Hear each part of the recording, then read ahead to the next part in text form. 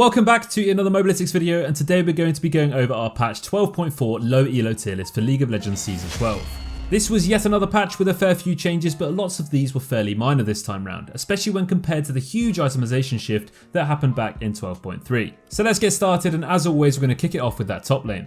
It's nice to see Riot have nerfed the roaming top laner, so you shouldn't be seeing Smite Janna anytime soon. Anyway, in the God tier we've got Garen, Kayle and Urgot. In the S tier we have Dr. Mundo, Malphite, Set, Shen, Teemo, Yorick, Darius, Warwick, Alawi, Ornn and Mordekaiser. Dr. Mundo received some nerfs this patch, and quite rightly so, just after how much he's been dominating that top lane in low elo this season. He's had the highest win rate in this role for the majority of this season so far, and it was to be expected that he'd receive some attention.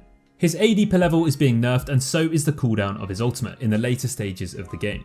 These changes are going to make a bit of a difference to Mundo's damage, but overall they aren't going to change the fact that this champion is just so unkillable when he gets a lead. Dr. Mundo just absorbs so much damage, and the fact that his early game hasn't actually been touched means he's still going to scale just fine, and he's still going to be a highly contested pick in these lower elos. So Rumble received a huge buff to his base armor this patch, going from 31 to 36. This is actually a very big buff, and will likely see a huge soar in his popularity at all ranks. Rumble has always been such an amazing pick into melee or low range physical damage lanes, and this buff will definitely contribute to that even further. So Rumble is not really a champion that we've seen have the same sort of success in low elo when compared to high elo. He does really take a bit of getting used to, however, if you can learn how to play him and pick him in the right matchups, he's going to be a fantastic champion to play this patch. And for that reason, we've moved him up to the A tier for now. Alawi is another champion that's received some buffs this patch, and honestly, players in low elo simply do not know how to play against this champion. When Alawi gets ahead, she becomes an absolute monster, and feels pretty much impossible to shut down. Once Alawi has a few kills under her belt, she can 1v2 or even 1v3 with ease as long as her ultimate is up. Alawi is not a champion we see too often, but due to this buff, she's likely going to see a bump up in her play rate, and therefore, low elo players will now realise just how strong she can actually be. Be prepared to see a lot more of this champion, and be super careful when fighting her in her ultimate, especially if she's got herself a hull breaker. So when it comes to the jungle, not a huge amount has actually changed this patch. The champions in the higher tiers are there because they are simply so effective at winning games in low elo. They're fairly simple to play, they have effective kits, and their strengths in teamfighting or just snowballing games make them very prevalent in the majority of games. In the God tier we've got Rammus, Nunu and Trundle. In the S tier there's Amumu, Master Yi, Diana, Vi, Warwick, Xin Zhao, Zac, Sejuani, Hecarim and Nocturne. So Amumu's win rate actually tanked by about 3% since his nerfs in a previous patch, so he's getting a bit of a compensation buff on his E. The nerfs previously definitely had more impact than most people would have thought, so Riot are making sure he does not get forgotten about. The sad mummy is just too good in low elo, and despite him falling out of that God tier recently, he's still ridiculously good at what he does, and that's why he's sticking around in that S tier. Amumu's undeniable ability to impact teamfights with his ultimate and win games on this alone make him just such a great pick in lower ranks. Then you factor in his relatively smooth jungle clear times and his straightforward ganks, and you've got the perfect jungler for low elo. No matter what season it is and what year we're in, this champion always seems to dominate here. Nunu is another champion who's just winning so many games at the moment. His win rate is just absurd at all ranks, and especially so in low elo. One of the main reasons for this is just how many things Nunu excels at. He's incredibly unpredictable with his ganks, he can get around the map so quickly with his snowball, and he can secure objectives in the blink of an eye. To add to all of that, he's especially hard to shut down due to his healing and his mobility. Nunu's Q is getting a nerf to its healing on champions this patch, but it's not going to change the fact that this champion is just so good at winning games by himself. Nunu may not 1v9 by just one-shotting everyone like some champions do, but he simply out-rotates, out-ganks and outperforms the majority of junglers, and that's why he's keeping his place up there in the God tier. Mordekaiser is someone we mentioned last week in our underrated champions video, and there's a huge reason we included him there. Mordekaiser jungle is actually sitting at an incredibly high win rate, especially in low elos, so if you haven't given him a go yet, you should definitely get on it. Mordekaiser jungle is just such a great answer to so many of those popular meta champions, and his dueling potential and his ability to 1v9 when he's ahead make him so dominant. Mordekaiser simply becomes unkillable when he gets the ball rolling, and if you can abuse this, you can win so many games with him. I've seen games that appear to be completely doomed, but just because Mordekaiser has a few kills, he walks into a team and pretty much just walks all over them. We've put Mordekaiser in the A tier for now, and the only thing stopping us from putting him higher is just because of his low pick rate, so keep an eye out for this one. Let's move on to the mid lane now, and in the God tier we've got Ahri, Anivia and Vex. In the S tier there's Annie, Lux, Malzahar, Victor, Veigar, Lissandra and Fizz. Ahri is just absolutely everywhere at the moment, and she's sitting at one of the highest win rates across all ranks with a ridiculous amount of games played. She's easily the most popular of mid laners right now, and she's just winning so many games. The new Ahri mini rework just feels so much better. She now doesn't feel completely useless when she misses her charm, as her damage is just much more evenly distributed. Her ultimate also seems to be permanently off cooldown now, and the reset she gets after getting a kill is just bonkers. Ahri feels so much better throughout all stages of the game now. She can teamfight forever with her ultimate, deal a huge amount of damage, burst enemies down, and of course she's still got that pick potential with her charm. Ahri is truly the champion to play at the moment, so make sure you're getting in on the action.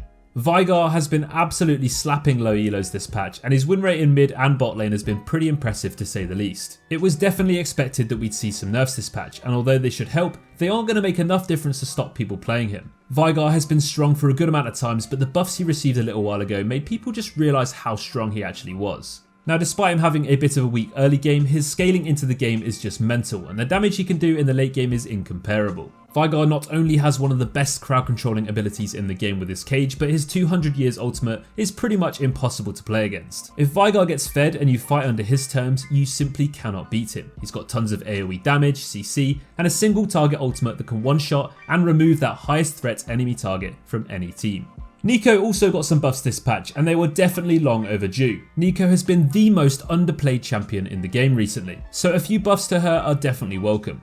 Now, Neeko has never really been a champion that's been very popular in low elos though. She has a very unique kit, and it definitely takes some practice to get used to. However, one of Neeko's biggest strengths is her team fighting capabilities, and in low elos, team fights seem to happen 24/7. Hence why champions like Amumu and Leona have always thrived there. Neeko's ultimate is amazingly impactful, and if you manage to pull it off consistently, it can definitely help win you games. We've added Neeko into the A tier for now, and we're going to see how this patch plays out, but she's definitely one to watch, and she's likely going to be played a ton more with these changes.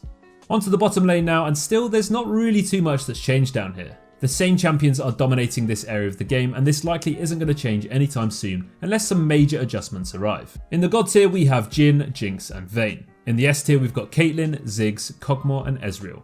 Zeri received some huge changes and pretty big nerfs coming into this patch. She's been absolutely stomping the solo queue scene since her arrival, and these changes were definitely needed. Zeri is without doubt performing better at higher ranks than in low elos though, as her kit is pretty bonkers and it takes some skill to make the most of her ridiculous mobility and consistent damage output, which is why she's actually been in the A tier for low elo. Despite being tempted to move her up a tier, the nerfs she's receiving this patch prevented us from doing so. Riot are seemingly trying to force Zeri into more traditional AD carry and crit build rather than the tanky Titanic Hydra Triforce setup she's been thriving with. Zeri is a terrifying champion to play against, so you want to make sure you're keeping your eye out for how she performs after these nerfs.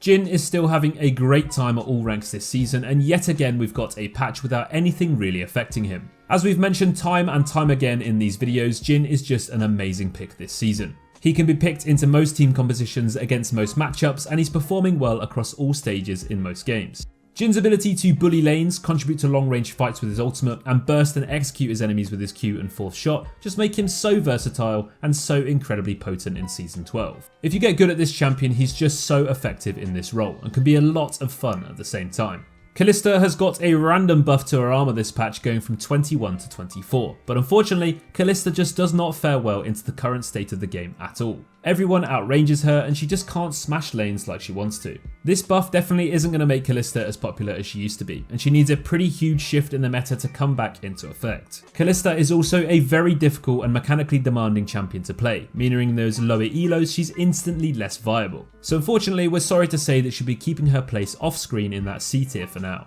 Finally, let's take a look at support, and there's a ton of champions performing really well here at the moment. In the God tier we have Zyra, Sona and Soraka. In the S tier we have Blitzcrank, Lulu, Lux, Morgana, Nami, Xerath, Leona, Nautilus and Janna.